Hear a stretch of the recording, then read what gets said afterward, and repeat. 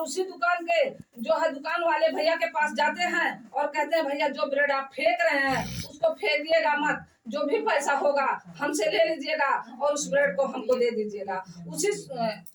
उस ब्रेड में कोई लग गया, वो क्या कहते हैं जो फफूंदी होता है, हाँ जी, लगे हुए फफूंदी ब्रेड को बाबा साहब खरीदते थे और ऐसे धूप में बाबा साहब सुखवाते थे और सुखवा करके ठंडे गिलास के पानी में उसको भिगो करके हमारे मसीहा अपनी भूख को मिटाते थे। ऐसा कोई किया आज तक? नहीं किया। ऐसा कोई किया आज तक जो है? ऐसा नायक देश का कोई बना?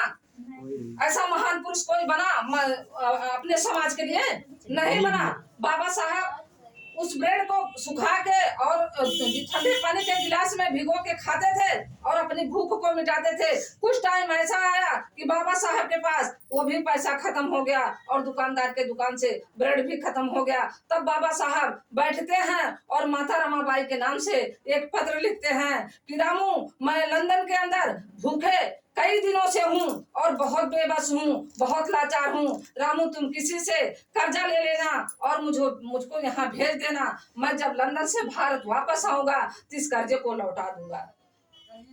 तब माता रमाबाई को वो पत्र मिलता है। माता रमाबाई को जब वो पत्र मिलता है तो माता रमाबाई जब पत्र को पढ़ती हैं तो देखती हैं, पढ़ते समय उनके आंख से आंसू के धारे बहते हैं और माता रमाबाई कहती हैं कि इधर तो मेरी बेटी इंदू बीमार है, उधर लंदन के अंदर मेरे साहब बीमार है, मैं किसको बचाऊं? और बचाना दोनों लोगों को है। माता रमाबाई जो है कहती हैं कि मतलब भारत के अंदर हिंदू नेताओं के अंदर और मनवाद के अंदर मुझे कोई कर्जा देने वाला नहीं है, मैं किससे कर्जा लेने जाऊं?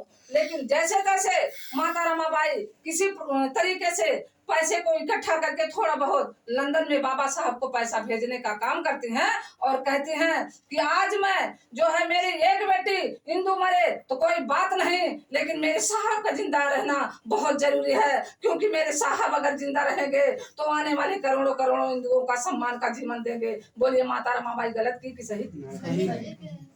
अगर वो अपनी बेटी इंदू को चुनी होती तो शायद उनकी बेटी बच गई होती, लेकिन वो अपनी बेटी को भूल गई, अपने बेटे को भूल गई और बाबा साहब को चुनी और बाबा साहब को चुन करके बाबा साहब को बचाने का काम की। बाबा साहब जो है हम सभी लोगों के लिए जितना त्याग किए हैं उतना नहीं आज तक कोई किया है और ना ही कर पाएगा। इसलिए हम वादा करते हैं, हम कसम खाते हैं कि हे बाबा साहब, हम आपकी बेटी हैं, हम आपकी औलाद हैं, ये पूरी जिंदगी हमारी आपके मिशन में जाएगी, मुझे इसकी परवाह नहीं है। चाहे मेरी जिंदगी आपके मिशन में बात करते करते लोगों को समझाते समझाते खत्म हो जाए, इसकी परवाह मुझे नहीं है। लेकिन हमारे समाज के लोग अगर लंबी भीड़ नहीं बैठती है तो क्या हुआ? आप जितने लोग हैं हमारे लिए इतना ही बहुत है। इसी में से एक सुधरेगा दो सुधरेगा कि नहीं सुधरेगा? बोलिए। इसी में से एक दो सुधरेगा तो हमारे लिए बहुत है, और एक दो सुधरेगा तो दो चार को वैसे बताता रहेगा और हर महीने हम आपके बीच में आते रहेंगे तो आपका विश्वास मजबूत रहेगा कि नहीं रहेगा? बोलिए।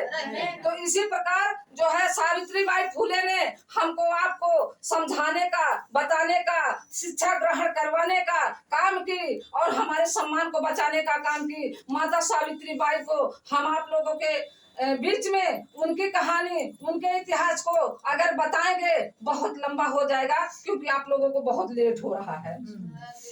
आप लोगों को बहुत लेट हो रहा है। हम यही बात जा करके लोगों को गांव गांव बताने का काम कर रहे हैं। हम एक बिरादरी को नहीं भैया, हम सभी बिरादरी को कहते हैं, चाहे वो हिंदू हो, चाहे मुसलमान हो, चाहे धोबी धरकार कहार हो, चाहे लोहार बढ़ई कुछ भी हो, हमको जाति से मतलब नहीं है। हम किसी जाति को नहीं जानते हैं, हम सिर्फ और सिर्फ इंसान जानते हैं कि हम आप इंसान हैं। हमको आपको टुकड़ों में बांटा गया है, यही नाम सबका रखा गया है, और रखने वाला हमारा आपका जो दुश्मन है आप सभी लोग जानते हैं। उस दुश्मन से हमको आपको अगर पंगा लेना पड़े कोई दिक्कत नहीं है, क्योंकि हमको और आपको वो गुलाम नहीं बना पाएगा अगर हम सभी लोग चाह लेंगे तब। अगर हम सभी लोग चाह लेंगे तब। बोलिए। वो विदेशी ब्राह्मण आकर के हमारे जो है राज्यों में राज कर रहा है और हम सभी लोग जो है उसके गुलाम बनने जा रहे हैं। तुम कहाँ के राजा हो, चल के आए हो, हमारे देश में राज करोगे, हमारे ऊपर अत्याचार करोगे, हमारे ऊपर जुर्म करोगे और तुम्हारे जुर्म को हम सहना पसंद करें? सब कुछ ये सरकार खरीद सकती है, लेकिन हमारे दिमाग को खरीद लेगी भैया? नहीं बोलो। नहीं। लेकिन आप सभी लोग जब हमारा साथ देंगे तभी हम कुछ कर पाएंगे और हमारे संगठन का उद्देश्य जो है थोड़ा सा हम और बताने का काम करेंगे।